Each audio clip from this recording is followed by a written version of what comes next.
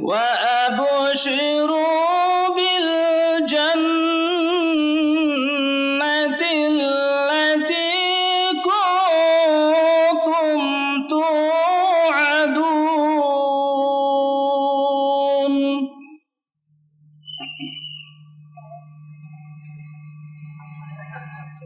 नहनु औलियाउकुम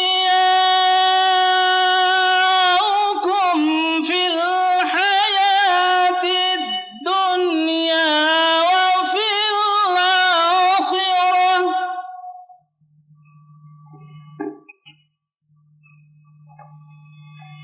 वलकुम फिहा मा तश्तही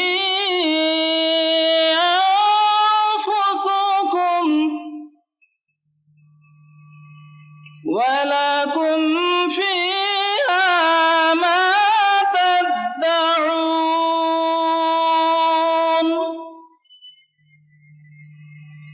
नुज़ुलन मिन गफूरिर रहीम।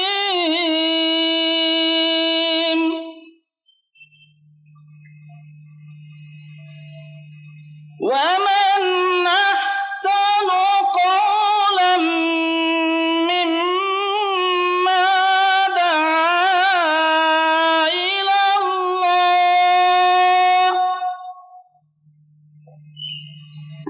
वअमिल सालिहान वक़ाल इन्ननी मिनल मुस्लिमीन। सदक़ल्लाहुल अज़ीम।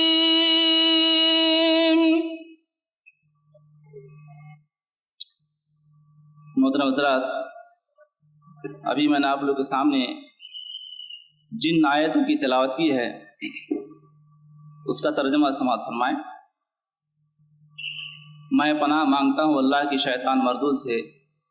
शुरू अल्लाह के नाम से जो बेइंतहा मेहरबान निहायत रहम करने वाला है। जिन लोगों ने कहा कि अल्लाह हमारा रब है और फिर वो उस पर साबित कदम रहे, यकीनन उन पर फरिश्ते नाजिल होते हैं और उनसे कहते हैं न डरो न गम करो और खुश हो जाओ उस जन्नत की बशारत से जिसका तुमसे वादा किया गया है। हम इस दुनिया की जिंदगी में भी तुम्हारे साथी हैं और आखिरत में भी। वहां जो कुछ तुम चाहोगे तुम्हें मिलेगा और हर चीज जिसकी तुम तमन्ना करोगे तुम्हारी होगी। यह है सामान ज़ियाफत उस हस्ती की तरफ से जो गफूरुर रहीम है। और उस शख्स की बात से अच्छी बात और किसकी होगी जिसने अल्लाह की तरफ बुलाया और नेक अमल किया और कहा मैं मुसलमानों में से हूँ। वाखिर दावाना अनिल हम्दुलिल्लाह। अस्सलाम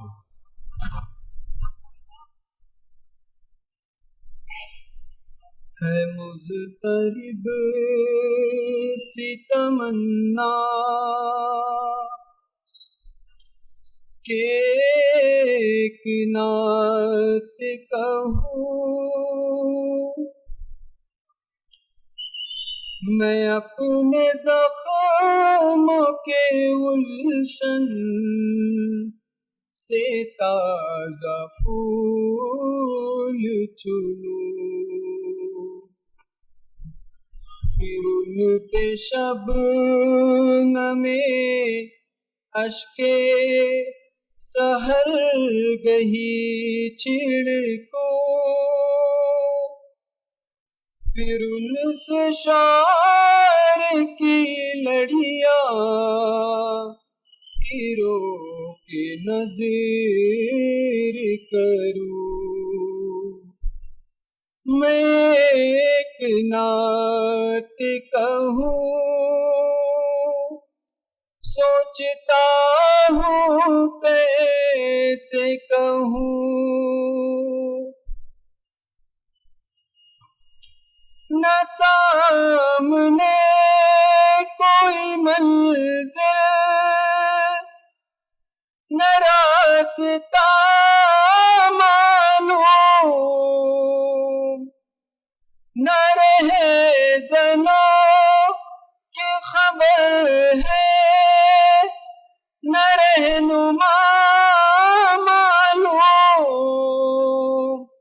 ये क्या मकाम है अपना नहीं पता मालूम, ये क्या मकाम है अपना नहीं पता मालूम, ये क्या जमीन है आखिर ये कौन सा गर्दू। मैं एक नात कहूँ सोचता हूँ कैसे कहूँ। पहल के ताज बिगैरों के हम गुलाम रहे,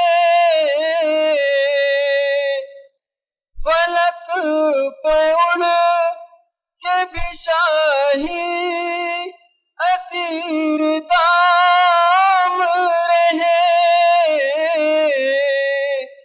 बने थे साकी मगर फिर शिकस्ता जाम रहे,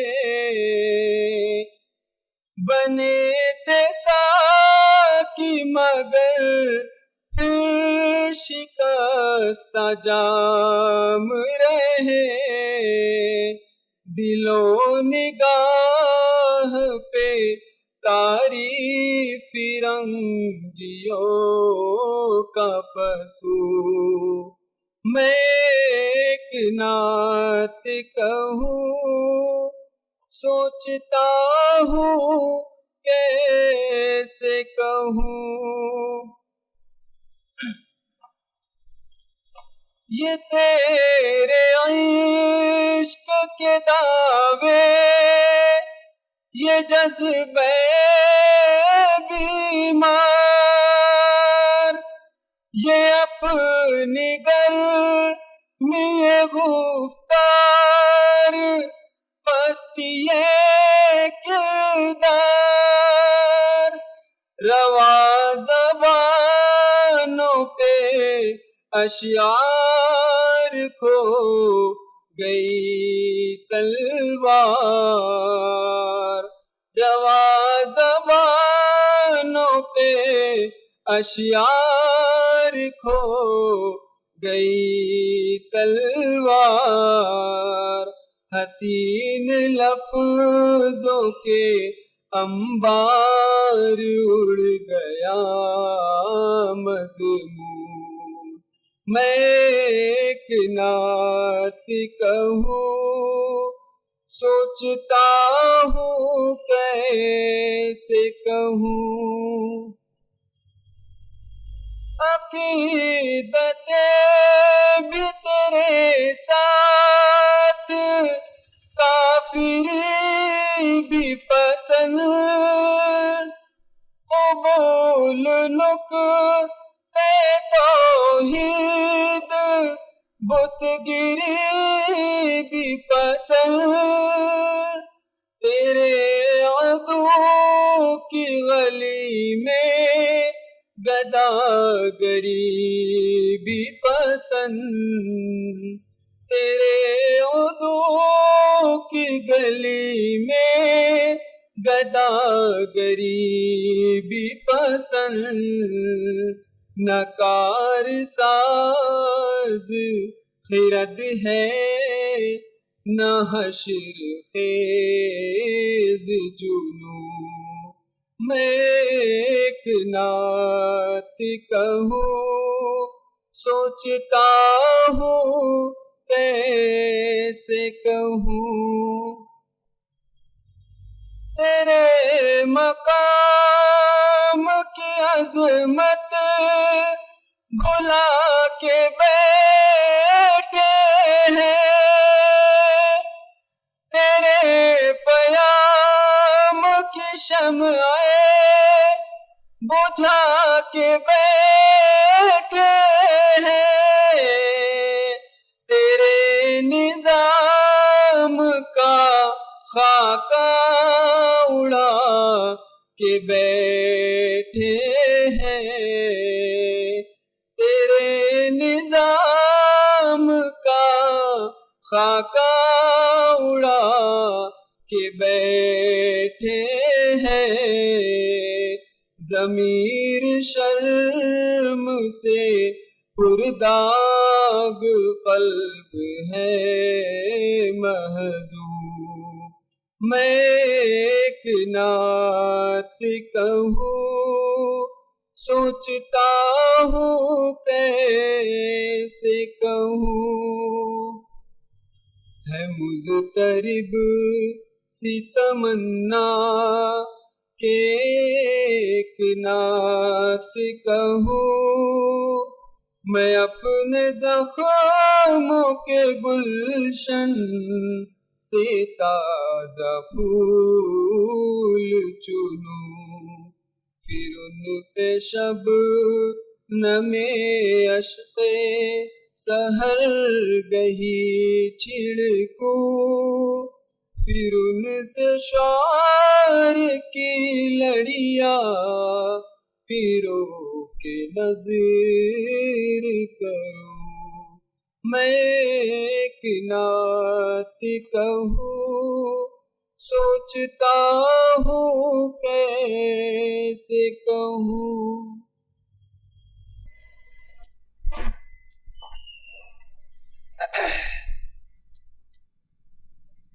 अल्हम्दुलिल्लाहि रब्बिल आलमीन, अस्सलातु वस्सलामु अला रसूलिल्लाहि व अला आलिहि व अस्हाबिहि अजमईन।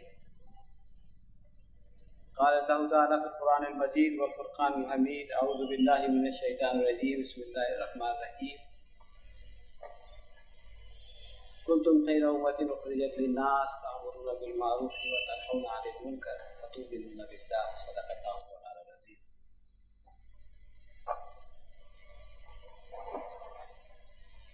दोस्तों,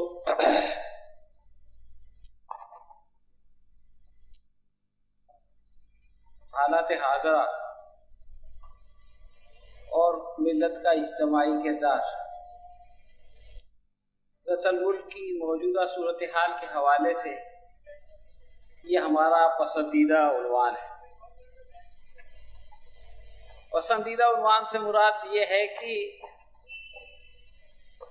जब हमको कोई उन्वान नहीं सूझता है तो हम ये उन्वान रख देते हैं।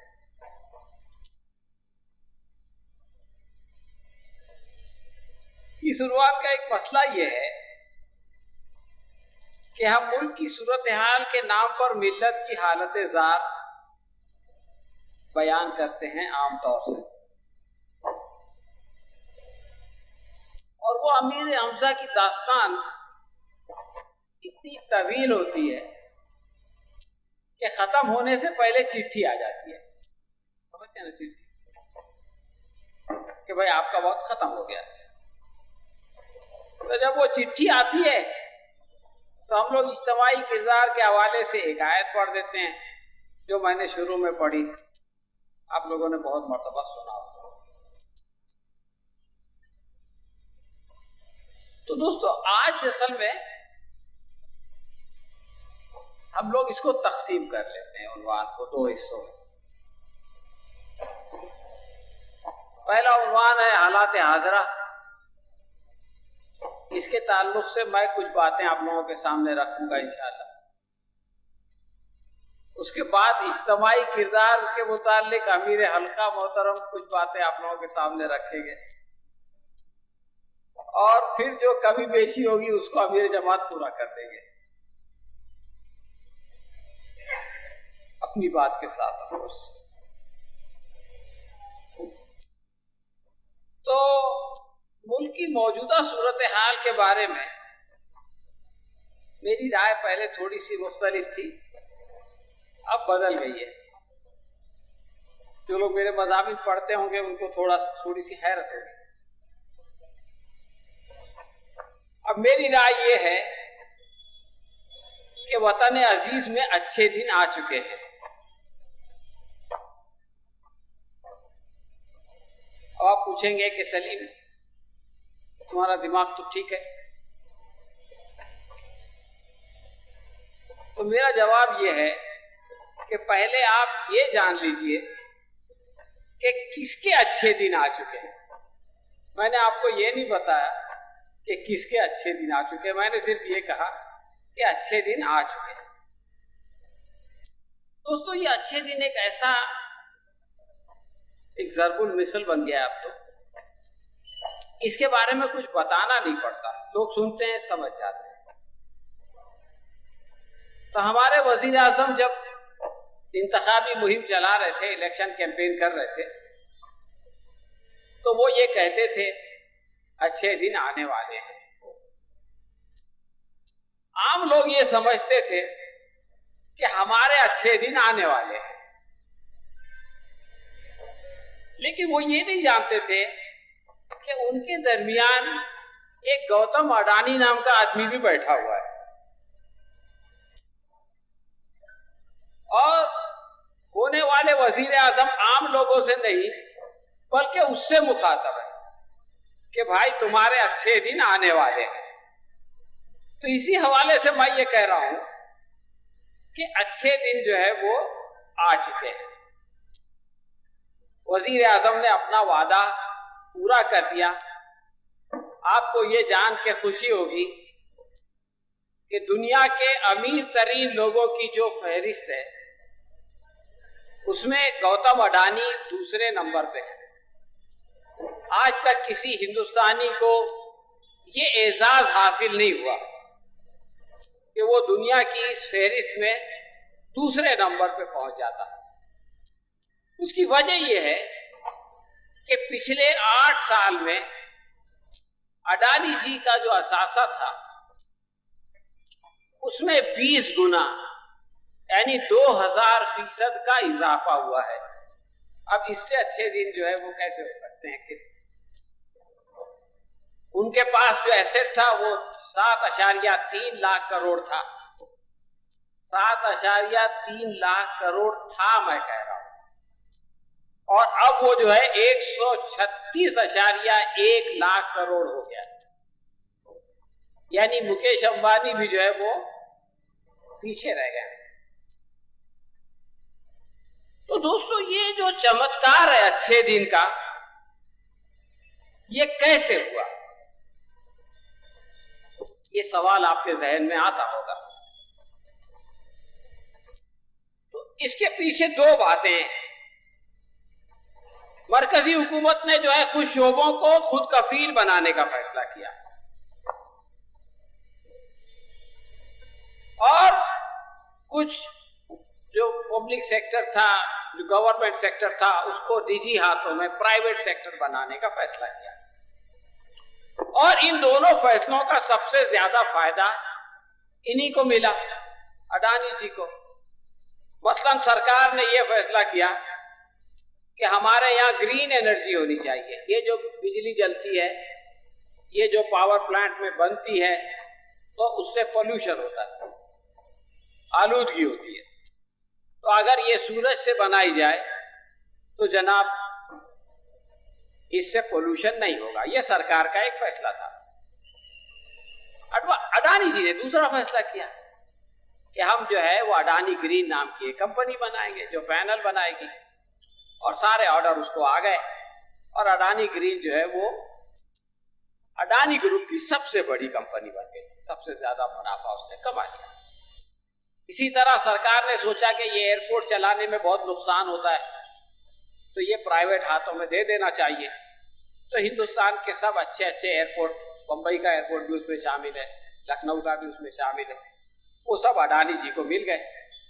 तो दोस्तों, इस तरह से आप ये देखें कि कुछ फैसले होते हैं और उससे जो है कुछ लोगों के अच्छे दिन आ जाते हैं। और ये बहुत पुराना सिलसिला है। 2002 में आप जानते हैं फसाद तो हुआ ही था, लेकिन गुजरात के अंदर एक पोर्ट को जो है वो निजी हाथों में दिया गया था पहली बार। उसी पोर्ट पे जिसमें जो है वो पिछले साल कई लाख की अफ्यूम पकड़ी गई थी, हीरोइन पकड़ी गई थी। वो पोर्ट अडानी जी को दिया गया था। उनका टोटल टर्नओवर 53 करोड़ था और मुनाफा 2 करोड़ था। तो आप ये देखें कि 2 करोड़ मुनाफे वाला आदमी आज 136 लाख करोड़ का मालिक बना हुआ है। तो ये हिंदुस्तान का एक मुल्क की जो है वो सूरत हाल का एक पहलू है, जिससे आप अंदाजा लगा सकते हैं कि मुल्क की तस्वीर कैसे बदल रही है। एक और बात मैं आप लोगों के गोशगुजार करना चाहता हूं कि अडवाणी जी का मुनासिब मुनाफा नहीं बढ़ रहा है, बल्कि इतना कुछ कमाने के बावजूद उनके ऊपर कर्ज भी बढ़ रहा है।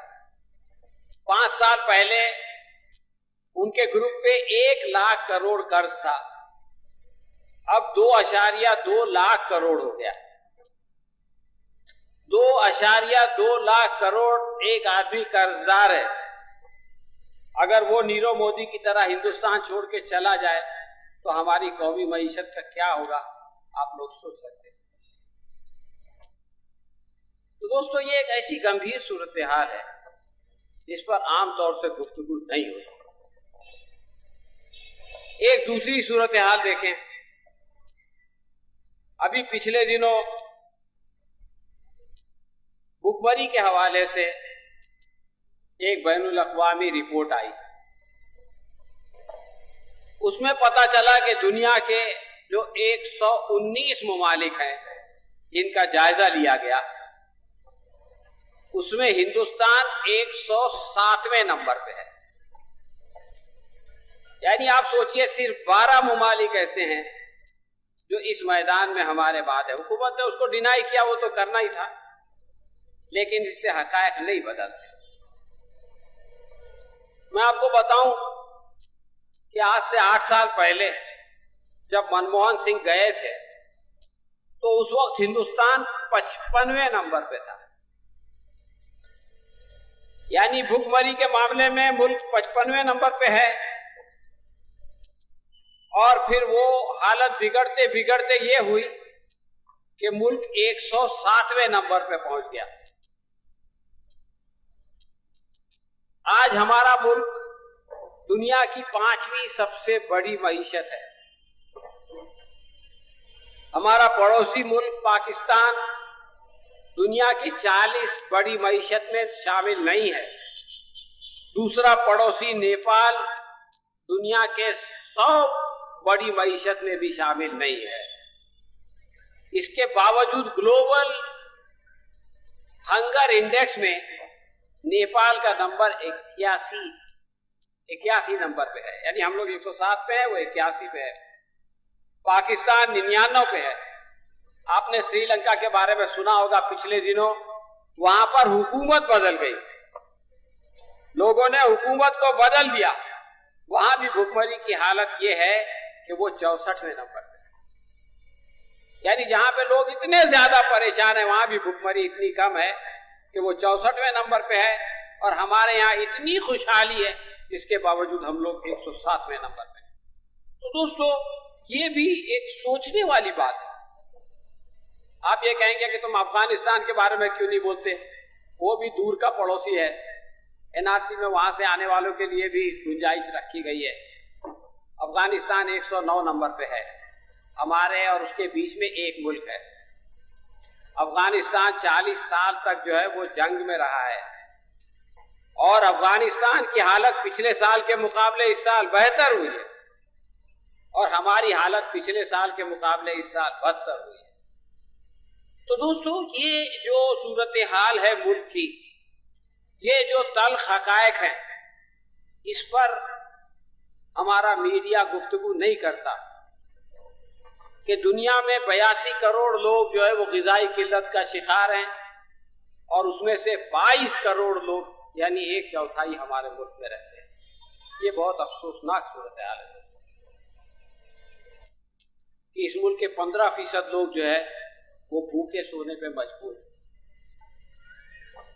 तो जब हम मुल्क की सूरत हाल के बारे में बात करते हैं तो हमको जो है वो इस तरह के जो पहलू हैं, इस तरह के जो ठोस इश्यूज हैं, इस पर भी सोचना पड़ेगा, और इस पर भी गुफ्तगू करनी पड़ेगी, और इसको बदलने की तदाबीर भी जो है वो निकालनी पड़े।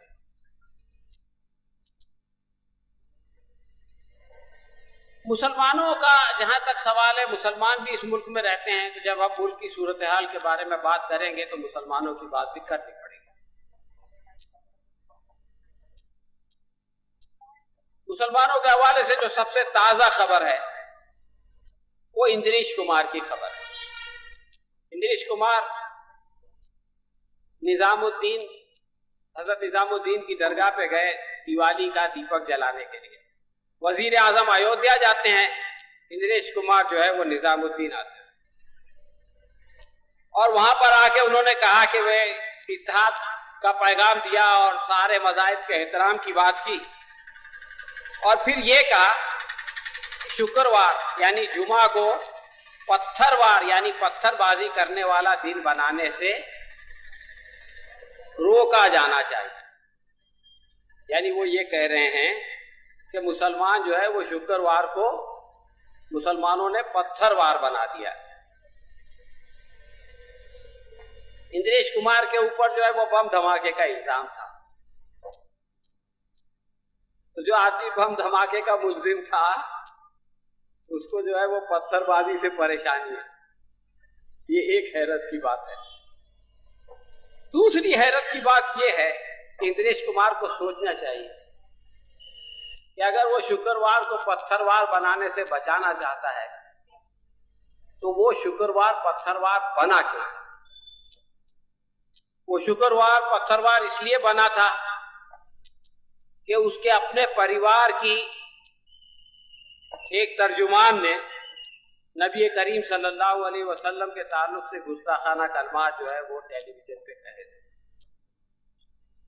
तो अगर आप शुक्रवार को पत्थरवार बनाने से नहीं बनाना चाहते तो आपको नुपुर शर्मा जैसे लोगों पर लगाम लगाना पड़ेगा और अगर वो लगाम नहीं लगेगा तो फिर जो है वो ऐसा जो सपना वो देख रहे हैं वो साकार नहीं हो सकता। दोस्तों, नुपुर शर्मा से हर मुसलमान परेशान था, लेकिन ऐसा नहीं है कि सिर्फ मुसलमान परेशान है। इंद्रेश कुमार परेशान है। चीफ ये सुप्रीम कोर्ट के जस्टिस सूर्यकांत ने जो नुपुर शर्मा के बारे में कहा था, मैं आप लोगों को याद दिला देना चाहता हूं। नुपुर शर्मा ने कोर्ट में यह कहा कि मुझको धमकियां मिल रही हैं। तो जस्टिस सूर्यकांत ने कहा कि उन्हें धमकियों का सामना करना पड़ा है या वो सलामती के लिए खतरा बन गई। ये जस्टिस सूर्यकांत कह रहे हैं। और फिर आगे उन्होंने कहा कि इस तरह उसने यानी नुपुर शर्मा ने जिस तरह पूरे मुल्क में जज्बात भड़काए हैं, मुल्क में जो कुछ हो रहा है उसकी जिम्मेदार ये खातून अकेली है। आपको पता है ये कमेंट, ये तबसरा उदयपुर के वाकये के बाद आया था कि ये जो कुछ हो रहा है इसके लिए जिम्मेदार नुपुर शर्मा है। ये सुप्रीम कोर्ट का जस्टिस सूर्यकांत कहते हैं। और उन्होंने नुपुर शर्मा से ये भी कहा कि उन्हें पूरी कौम से माफी मांगनी चाहिए और अगर वो नहीं मांगती तो फिर इंद्रेश कुमार को माफी मांगनी चाहिए। तो दोस्तों, ये एक सूरत हाल है मुसलमानों के हवाले से। दूसरी एक सूरत हाल मैं आप लोगों के सामने रख के अपनी बात खत्म करूंगा। आप लोगों में से अक्सर लोगों ने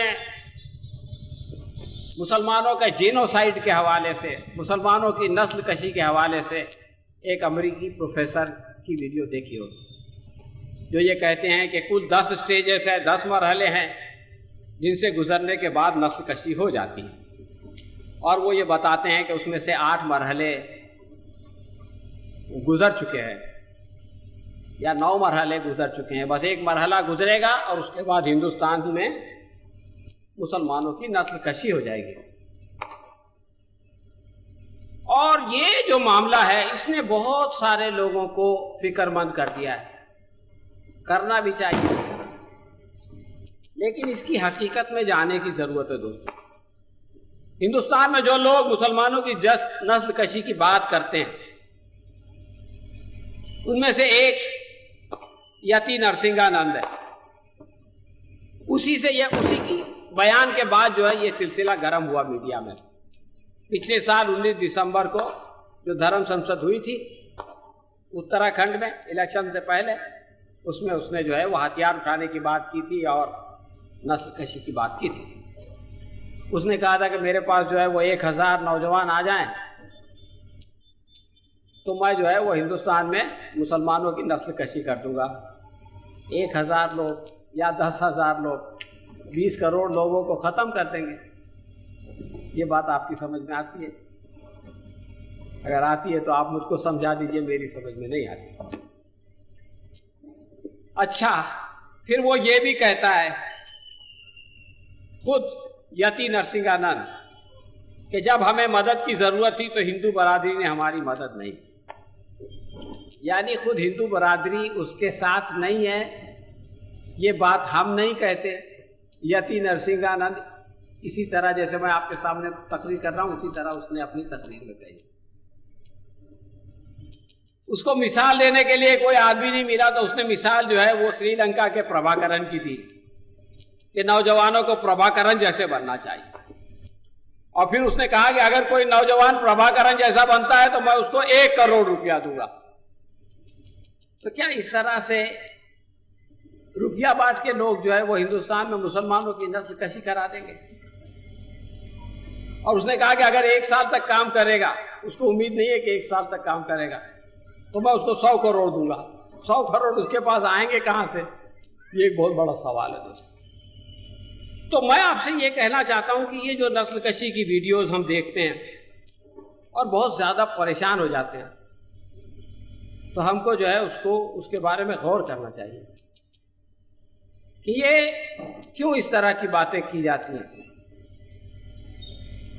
मुसलमानों के हौसले पस्त करने के लिए और मुसलमानों को उस जिम्मेदारी से रोकने के लिए जो उनका फर्ज मनसबी है।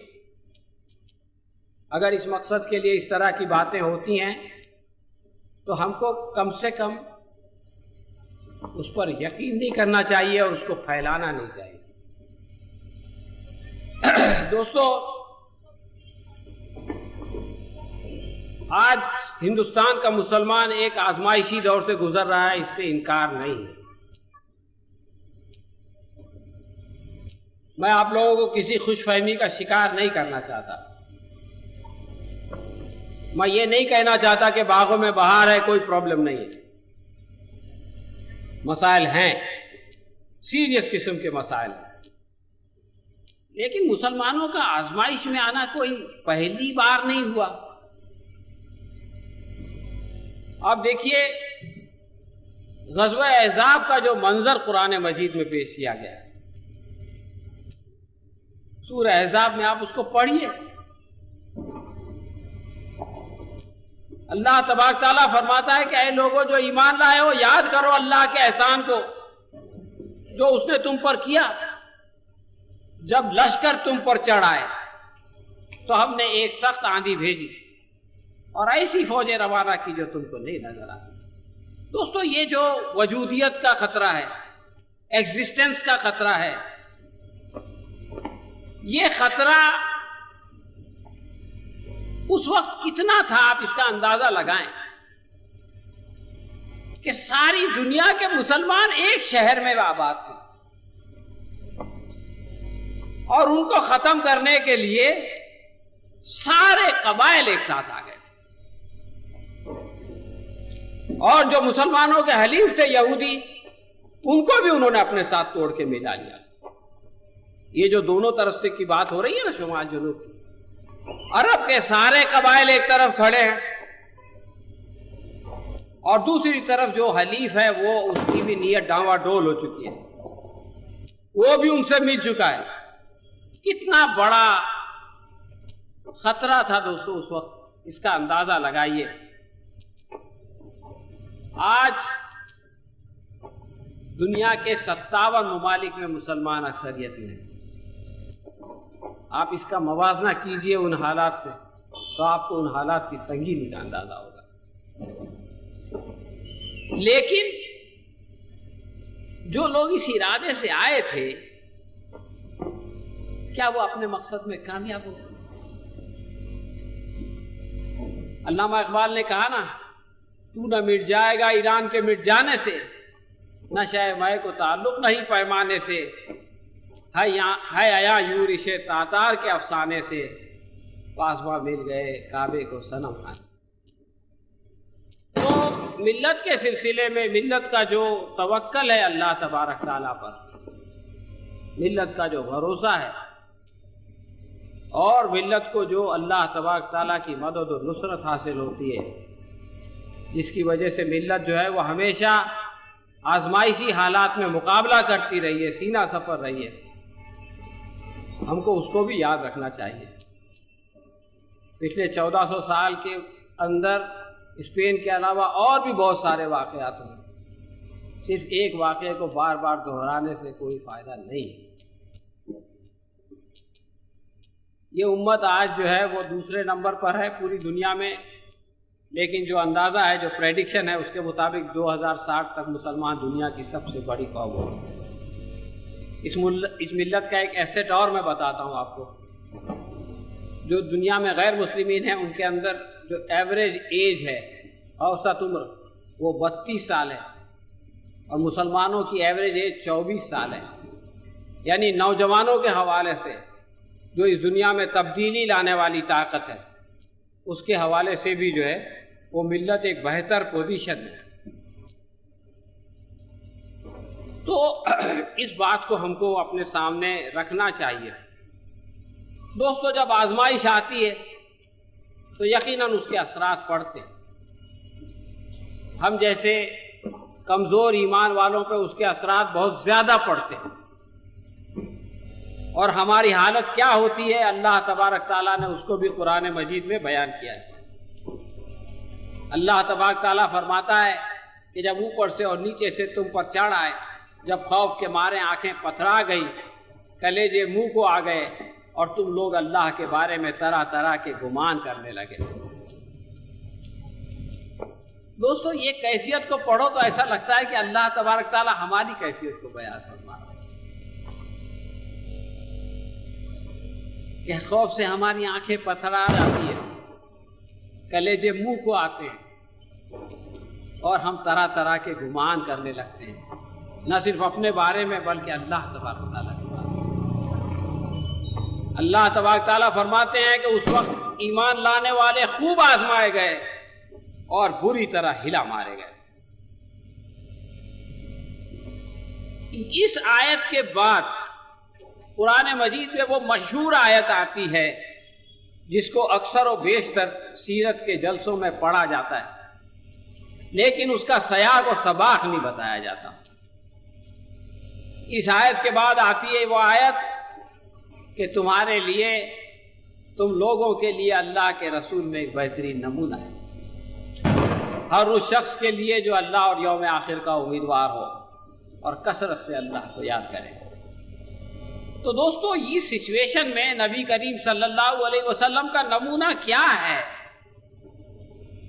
इस आजमाइश में नबी करीम सल्लल्लाहु अलैहि वसल्लम ने कौन सा किरदार पेश किया, ये हमको अपनी आंखों के सामने रखना पड़ेगा। आपने क्या किया?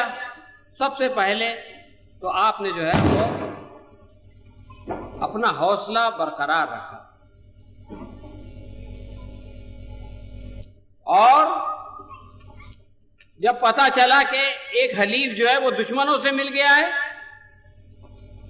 तो एक सहाबी को भेज के उनके बीच में फूट डाली। हजरत सलमान फारसी रज़ी अल्लाह ताला अन्हु ने बिल्कुल नया आइडिया जो कभी अरबों में आजमाया नहीं गया था, खंदक खोदने का, वो पेश किया तो उसको कबूल कर लिया। खंदक खोदने का काम तकसीम किया तो अपने हिस्से में भी काम लिया। सहाबा के पेट पे जो है वो पत्थर बंधे हुए थे, तो नबी करीम सल्लल्लाहु अलैहि वसल्लम के पेट पर भी पत्थर बंधे। ये उसवा है। आजमाइश के जमाने में ये उसवा है नबी करीम सल्लल्लाहु अलैहि वसल्लम का, जिसका जिक्र कुरान मजीद में किया गया।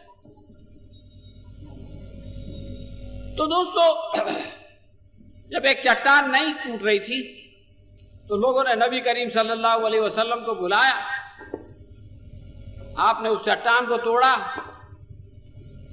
और जब वो पाश हो गई तो कहा कि यमन और कसरा जो है वो फतेह हो गए। देखिए, हालात ये हैं कि दोनों तरफ से घिरे हुए हैं और खुशखबरी ये दे रहे हैं कि उस वक्त का जो सुपर पावर है वो फतेह हो गया। और उसके बाद जब वो लोग चले गए तो आपने फरमाया कि अब हम उन पर हमलावर होंगे, वो हम पर चढ़ाई नहीं कर सकेंगे, अब हम चले गए। मतलब इनका जो आखिरी वार था चला गया, जो मैक्सिमम हो सकता था वो हो गया, अब इससे ज्यादा कुछ नहीं हो सकता। दोस्तों, आखिरी बात जो मैं कहना चाहता हूं अपनी गुफ्तगू के बाद, कि मैंने शुरू में आपको बीच में जो कच्चे मोमिनीन की हालत बताई थी, अल्लाह तबारक ताला ने कुरान मजीद में सच्चे और पक्के मोमिनीन के बारे में क्या कहा है वो भी सुन लीजिए। अल्लाह तबारक ताला इरशाद फरमाते हैं कि जब उन्होंने यानी सच्चे अहले ईमान ने हमलावर लश्करों को देखा तो पुकार उठे। ये वही चीज है जिसका अल्लाह और उसके रसूल ने हमसे वादा किया। यानी नबी करीम सल्लल्लाहु अलैहि वसल्लम ने उनकी तरबियत ऐसी की थी कि वो परेशान नहीं हुए, घबराए नहीं। उन्होंने कहा ये तो वही चीज है जिसका हमसे वादा किया गया था। अल्लाह और उसके रसूल की बात बिल्कुल सच्ची थी। और ये कहने के बाद अल्लाह तबारक ताला उनकी कैफियत पे ये तबसरा फरमाते हैं कि इस वाकया ने उनके ईमान और सुपुर्दगी को और ज्यादा बढ़ा दिया। तो मैं ये कहना चाहता हूं दोस्तों कि अगर हमारा ईमान दुरुस्त है तो आजमाइशें जो है वो हमारे ईमान को घटाती नहीं है, बल्कि आजमाइश में जो है वो अहले ईमान का जो ईमान का लेवल है वो और ज्यादा बढ़ जाता है। तो मैं यही कहना चाहता हूं कि हालात मुश्किल हैं, आजमाइश हैं, लेकिन इससे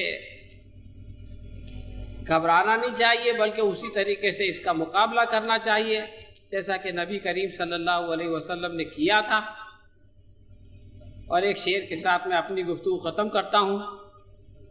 तुम दिए बाद मुखालिफ से न घबराए औकाब, तुम दिए बाद मुखालिफ से न घबराए औकाब, ये तो चलती है तुझे ऊंचा उड़ाने के लिए। तो दोस्तों, इस शेर में जो पैगाम है मैं चाहता हूँ कि उस पैगाम को लेके आप अपने साथ जाएं। रब्बना तक़ब्बल मिन्ना इन्नका अंतस समीउल अलीम व तुब अलैना इन्नका अंतत तव्वाबुर रहीम व आखिरु दावाना अनिल हम्दुलिल्लाहि रब्बिल आलमीन।